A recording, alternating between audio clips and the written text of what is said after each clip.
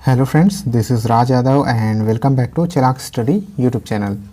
दोस्तों, हम इस चैनल पर सी-टेट पेपर 1 के लिए पर्यावरण अध्ययन की सीरीज़ स्टार्ट कर चुके हैं, जिस सीरीज़ के अंतर्गत हम लोग एनसीईआरटी के कंटेंट पूरा पढ़ चुके हैं। ठीक है, इसके बाद हम लोग प्रैक्टिस यहाँ पर कर रहे हैं प्रीवियस ईयर क्वेश्चन पेपर से। तो दोस्तों, प्रैक्टिस अगर आप लोगों ने क्लासेस को नहीं देखा है तो नीचे डिस्क्रिप्शन बॉक्स में आपको क्लासेस के लिंक मिल जाएंगे। एक लिंक के जरिए आप पूरे क्लासेस को एक साथ देख सकते हैं। इसके अलावा दोस्तों, अगर आपने पहले के क्लासेस को यहाँ पर प्रीवियस ईयर क्वेश्चन के प्रैक्टिस सेट्स को अगर नहीं देखा है तो उसके भी लिंक आपको डिस्क्रिप्शन बॉक्स में मिल जाएगा। आज का जो पार्ट है, आज का जो वीडियो है वो पार्ट 3 होने वाला है। इससे पहले हम लोगों ने 2 वीडियो और कर चुका है। अगर आप लोगों ने उन वीडियोस को नहीं देखा होगा तो नीचे आपको लिंक मिल जाएगा। तो ये आपके लिए बहुत ही इंपॉर्टेंट सीरीज़ है दोस्तों। इसके ज़रिए आप लोग एक बार क्लासेस को देख लीजिए, जिसमें हम लोगों ने एनसीईआरटी पूरा कवर किया हुआ है क्लास 3 से 5, और उसी का कंटेंट का हम लोग यहाँ पर रिवाइज कर रहे हैं प्रीवियस ईयर क्वेश्चन के माध्यम से। और बहुत ही जल्द हम लोग यहाँ पर पेडागोजी भी स्टार्ट कर देंगे ईवीएस की। ठीक है, तो जिसके ज़रिए आप लोग ये श्योरिटी आपकी बन जाएगी कि आप लोग ईवीएस में 30 में से 30 नंबर भी लेकर के आ सकते हैं, क्योंकि दोस्तों ईवीएस में थोड़े से एफर्ट के साथ पूरे नंबर लाए जा सकते हैं। ठीक है, क्योंकि सी-टेट में नंबर लाना बड़ी बात है, किस विषय में कितने नंबर ला रहे हैं ये बड़ी बात नहीं है, टोटल आपको अच्छे नंबर आने चाहिए जिससे कि आपका सी-टेट क्लियर हो जाए। तो चलिए दोस्तों, आज के इस वीडियो को हम लोग स्टार्ट करते हैं। दोस्तों, अगर आप सी-टेट में 130 प्लस नंबर लेकर के आना चाहते हैं और अपनी तैयारियों को और भी बेहतरीन करना चाहते हैं तो चक्षु प्रकाशन आप लोगों के लिए सी-टेट की एक बेस्ट बुक लेकर के आया है, जिसको पढ़ करके आप 100% 130 से भी ज़्यादा नंबर लेकर के आ सकते हैं। दोस्तों, अगर इसके कंटेंट की बात करें तो यहाँ पर आप विषय सूची में देख पाएंगे कि सारे सब्जेक्ट्स यहाँ पर बिल्कुल एक ही जगह पर कवर किए हुए हैं, जैसे कि बाल विकास और अध्यापन कला, इसके अलावा लैंग्वेज 1, लैंग्वेज 2 और मैथमेटिक्स और पर्यावरण के कंटेंट और जो पेडागोजी होते हैं वो सारी चीज़ें एक ही जगह पर आपको मिल जाएंगी। इसके अदर बुक की बात करें तो सेपरेट बुक आपको अगर लेना है तो बाल विकास एवं शिक्षा शास्त्र है, हिंदी, संस्कृत, इंग्लिश, पर्यावरण, मैथमेटिक्स के आपको सेपरेट बुक मिल जाएंगे। और इसके अलावा सी-टेट के जो प्रैक्टिस सेट्स होते हैं वो भी आपको इस पब्लिकेशन से अवेलेबल हो जाएंगे। दोस्तों, अगर आप ऑनलाइन ऑर्डर करना चाहते हैं तो यहाँ पर देख पाएंगे इसको फ्लिपकार्ट, अमेजॉन और स्नैपडील से आप ऑनलाइन ऑर्डर कर सकते हैं। डिस्क्रिप्शन बॉक्स में आपको लिंक मिल जाएगी, वहाँ पर से सीधे आप क्लिक करके अपने बुक को ऑर्डर कर सकते हैं। आगे बढ़ने से पहले अगर आप लोग चाहें तो इंस्टाग्राम पर मुझे फॉलो कर सकते हैं इस आईडी के साथ। इसके अलावा टेलीग्राम ग्रुप जो है, टेलीग्राम चैनल जरूर ज्वाइन कर लीजिएगा। वहाँ पर इंपॉर्टेंट इन्फॉर्मेशन और इम्पोर्टेंट पीडीएफ आपको रेगुलर टाइम पर मिलते रहते हैं। तो चलिए आज के इस वीडियो को हम लोग स्टार्ट करते हैं। आज का पहला क्वेश्चन यहाँ पर हम लोग देख लेते हैं। दोस्तों, क्वेश्चन पर ध्यान दीजिएगा। ठीक है, क्वेश्चन जो है, अगर आप लोगों ने कंटेंट पढ़ा हुआ है, एनसीईआरटी अच्छी तरह से पढ़ा हुआ है तो क्वेश्चन आपको बहुत ही इजी लगेंगे। तो क्वेश्चन नंबर 1 है यहाँ पर, झूम खेती में अपनाई जाने वाली पद्धति के विषय में नीचे दिए गए कथनों पर विचार कीजिए। तो यहाँ झूम खेती के बारे में आपसे पूछ रहा है। हम लोग क्लास में देख चुके हैं झूम खेती। आप लोग एक बार एनसीईआरटी का वो सीरीज़ आप लोग जरूर देख लीजिएगा। छोटे छोटे वीडियोस के कुल यहाँ पर 17 वीडियोस हैं, छोटे छोटे वीडियोस हैं। सभी को आप लोग एक दिन में भी देख सकते हैं और वहाँ पर से नोट्स बना सकते हैं। यहाँ पर दोस्तों ऑप्शन दिया हुआ है झूम खेती के बारे में, स्टेटमेंट दिए हुए हैं कुछ। तो फर्स्ट स्टेटमेंट यहाँ पर दिया हुआ है कि एक फसल प्राप्त करने या कटने के बाद जमीन को कुछ साल तक छोड़ दिया जाता है। सेकेंड स्टेटमेंट है, इस जगह जो बांस या खरपतवार उगाते हैं उसे उखाड़कर जला देते हैं। नेक्स्ट स्टेटमेंट है, जो खरपतवार जलाया जाता है उससे प्राप्त राख को खाद की तरह प्रयोग में लाते हैं। और नेक्स्ट स्टेटमेंट है, जब इस ज़मीन की खेती की जाती है तो बीज छिड़कने से पहले इसे गहरा जोता जाता है। तो दोस्तों, हम लोगों ने एनसीईआरटी की सीरीज़ में किया हुआ है कि जो एक फसल प्राप्त करते हैं उसके बाद ज़मीन को कुछ सालों तक छोड़ दिया जाता है। ये बिल्कुल सही है, हम लोगों ने एनसीईआरटी में पढ़ा हुआ है। इसके बाद जो है दिया गया है कि जो है खरपतवार या बांस को जो है उखाड़कर जला देते हैं, तो ऐसा वहाँ नहीं किया जाता है। ठीक है, तो वहाँ क्या किया जाता है, खरपतवारों को काट करके वहाँ से जला दिया जाता है, उखाड़ा नहीं जाता है। और नेक्स्ट यहाँ पर दिया गया है कि जो जलाया जाता है तो उसकी राख को खाद की तरह प्रयोग में लाया जाता है, तो ये भी स्टेटमेंट गलत है। और इसके अलावा बीज छिड़कने से पहले गहरा जोता जाता है, ये भी गलत है, क्योंकि गहरा नहीं जोता जाता, बस हल्का हल्का वहाँ गड्ढा खोद दिया जाता है। तो कुल मिलाकर के स्टेटमेंट 1 ए जो इसमें सही है, तो ए वाला ऑप्शन है ऑप्शन नंबर 2 में, तो आपका ऑप्शन नंबर 2 यहाँ पर राइट आंसर हो जाएगा। चलिए आगे बढ़ते हैं। क्वेश्चन इसमें थोड़े लंबे लंबे आते हैं, क्वेश्चन को थोड़ा सा समझना होता है। ठीक है, तो किसी पर्वतीय क्षेत्र में प्रेक्षण करने पर यह पाया गया कि लोगों ने अपने घर पत्थर, मिट्टी, लकड़ी और चूने से बनाए हैं। यह घर 2 मंजिलें हैं। नीचे की मंजिलों पर जानवरों को रखते हैं तथा ज़रूरत का सामान भी इकट्ठा करके रखते हैं। वह स्वयं पहली मंजिल पर रहते हैं और सभी घरों की छतें समतल है तथा इन्हें पेड़ों की मोटे तनों से बनाया गया है। यह पर्वतीय क्षेत्र नीचे दिए गए किस प्रदेश का भाग है?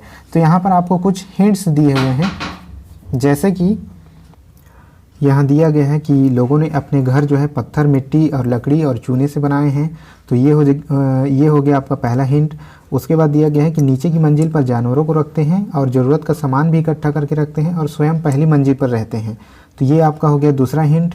इसके बाद दिया गया है कि सभी घरों की छत समतल है तथा इन्हें पेड़ों के मोटे तने से बनाया गया है। तो ये हो गया तीसरा हिंट। और ये सभी चीज़ों को हम लोगों ने NCERT के सीरीज़ में पढ़ रखा है। ठीक है, तो आप लोग को ये बताना है कि इनमें चारों में से कौन सा ये तीन विशेषताएं यहाँ पर हम लोगों ने देखी, तीनों विशेषताएं किस राज्य में घरों में मिलते हैं। ठीक है, तो आपको अपना आंसर भी देते चलना है, जिससे आप खुद का जो है तैयारी कंफर्म कर पाएंगे कि कितना आपको आता है, कितना नहीं आता है और कितनी तैयारियों की आपको ज़रूरत है। तो दोस्तों यहाँ पर जो राइट आंसर होगा वो हो जाएगा आपका ऑप्शन नंबर 1, यहाँ पर राइट आंसर हो जाएगा जम्मू कश्मीर। तो ये जो तीनों चीज़ें हैं वो जम्मू कश्मीर की घरों की विशेषताएं हैं, जैसे कि घर जो है पत्थर, मिट्टी, लकड़ी और चूने के बनाए जाते हैं।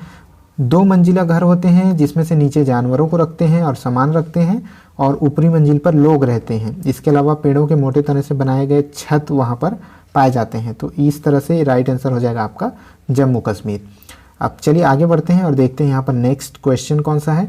आदिवासी हजारों साल पहले कांसा की चीज़ें बनाते आए हैं। आदिवासी जो हैं हजारों साल पहले कांसा की चीज़ें बनाते थे और बनाते आ रहे हैं। आज भी हमारे घरों में कांसा का उपयोग होता है। कांसा के विषय में निम्नलिखित में से सबसे सही कथन को आपको चुनना है। तो ऑप्शन को पढ़िए और अपना जो है राइट आंसर यहाँ पर देते चलिए। तो दोस्तों यहाँ पर सबसे पहला ऑप्शन देख पा रहे होंगे, यह तांबे, कॉपर और टीन का मिश्रण है। तांबे यानी कि कॉपर, ये जो है तांबा और टीन का मिश्रण है। दूसरा ऑप्शन है यह एल्यूमिनियम और तांबे की भांति एक तत्व है। थर्ड नंबर है यह पीतल और तांबे का मिश्रण है। फोर्थ है तांबे और जस्ता तथा एल्यूमिनियम का मिश्रण है। ठीक है, तो इस तरह से यहाँ पर 4 ऑप्शन दिए गए हैं। अपना आंसर जो है कमेंट बॉक्स में देते चलिएगा। तो इस क्वेश्चन का जो राइट आंसर होगा वो हो जाएगा तांबे और टीन का मिश्रण है।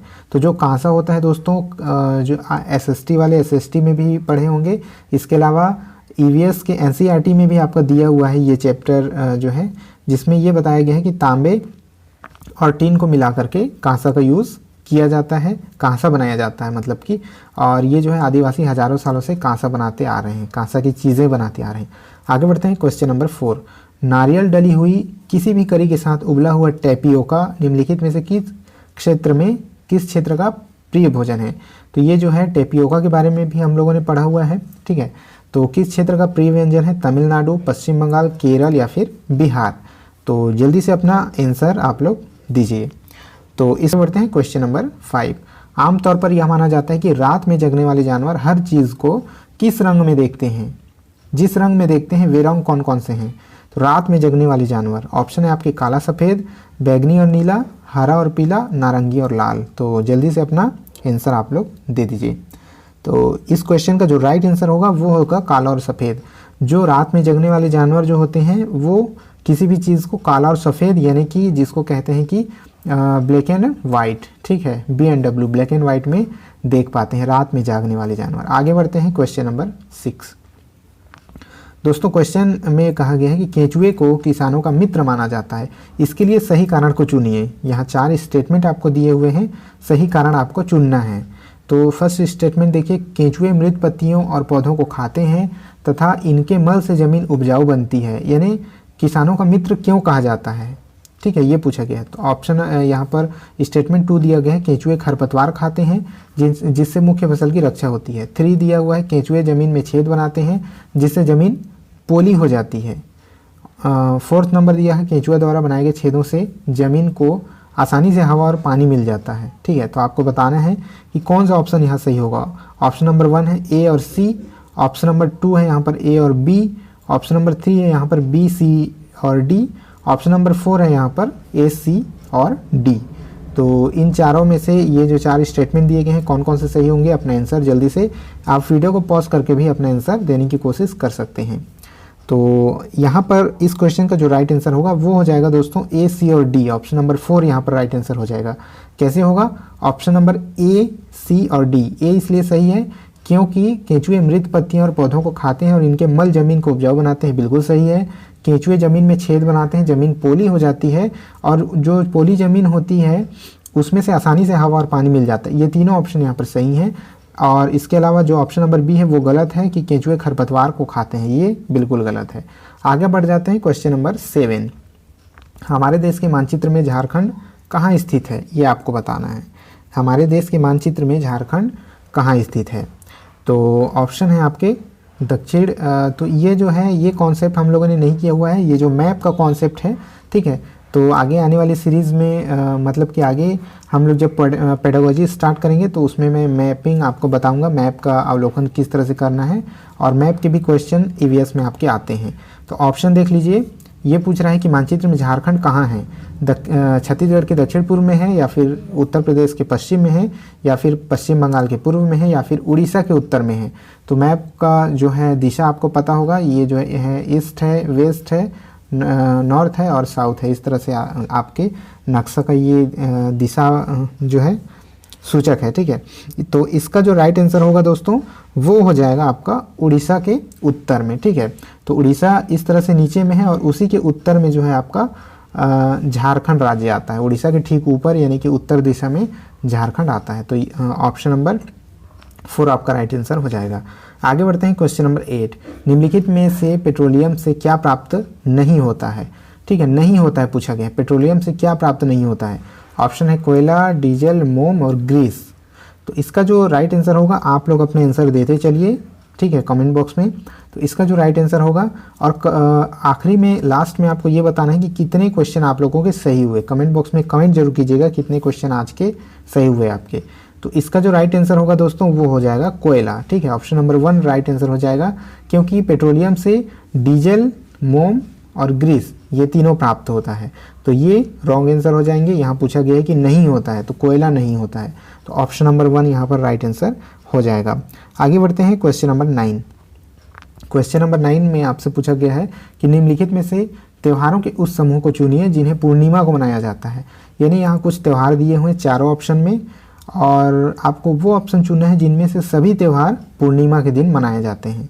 तो अपना चारों ऑप्शन को जल्दी से देख लीजिए, ठीक है, अपना आंसर दीजिए। तो दोस्तों यहाँ पर जो राइट आंसर होगा क्वेश्चन नंबर 9 का वो हो जाएगा होली, रक्षाबंधन, गुरु नानक जयंती। यानी कि ऑप्शन नंबर 4 यहाँ पर आपका राइट आंसर हो जाएगा क्योंकि होली, रक्षाबंधन और गुरु नानक जयंती ये तीनों ऐसे त्यौहार हैं जो कि पूर्णिमा के दिन मनाए जाते हैं, ठीक है।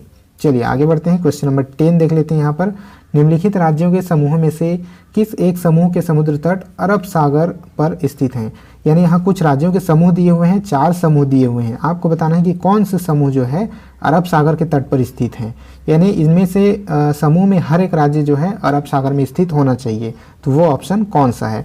क्या वो तमिलनाडु, आंध्र प्रदेश और कर्नाटक है जिसमें तीनों के तट अरब सागर में है, या फिर कर्नाटक, केरल, गुजरात है, या फिर आंध्र प्रदेश, तेलंगाना, उड़ीसा है, या फिर केरल, कर्नाटक, पश्चिम बंगाल है? जल्दी से अपना आंसर दीजिए, वीडियो को पॉज कर लीजिए और अपना आंसर यहाँ पर दीजिए। तो दोस्तों इस क्वेश्चन का जो सही आंसर होगा, जो राइट आंसर होगा वो आपका हो जाएगा ऑप्शन नंबर 2। यहाँ पर आपका राइट आंसर हो जाएगा कर्नाटक, केरल और गुजरात, ठीक है। तो आपका केरल सबसे नीचे, जैसे कि इंडिया का जो नक्शा है उसमें आप देखेंगे कि इस वाले क्षेत्र में जो है केरल आपका सबसे नीचे पड़ेगा और उसके ऊपर आपका कर्नाटक आ जाएगा और जो गुजरात का एरिया है वो कुछ ये वाला एरिया आपका गुजरात का हो जाता है। तो ये तीनों जो राज्य हैं वो आपके अरब सागर वाले समुद्र तटीय क्षेत्र में ये पाए जाते हैं, ठीक है। तो यहाँ पर ऑप्शन नंबर 2 आपका राइट आंसर यहाँ पर हो जाएगा कर्नाटक, केरल और गुजरात। तो ठीक है दोस्तों, आज के इस जो है वीडियो में कुल इतने ही question. Thanks for watching. Video पसंद आया होगा तो आप लोग जो है लाइक और शेयर अपने दोस्तों के साथ जरूर कर दीजिएगा। चैनल पर नए हैं तो सब्सक्राइब करके रख लीजिए। इसके अलावा पिछले वीडियोस को आप लोगों ने नहीं देखा होगा तो नीचे डिस्क्रिप्शन बॉक्स में आपको लिंक मिल जाएगा। पूरा NCERT का सीरीज़ वहाँ से आप देख सकते हैं जिससे कि आपके सारे कॉन्सेप्ट वहाँ पर से क्लियर हो जाएंगे। इसके अलावा इससे पहले 2 वीडियोस आ चुके हैं और चैनल को सब्सक्राइब करके रखेंगे तो सारे वीडियोस आपको रेगुलर मिलते रहेंगे जिससे आपकी प्रैक्टिस भी होती रहेगी, ठीक है। तो आई होप वीडियो आपको पसंद आया होगा। मिलते हैं नेक्स्ट वीडियो में, तब तक के लिए जय हिंद।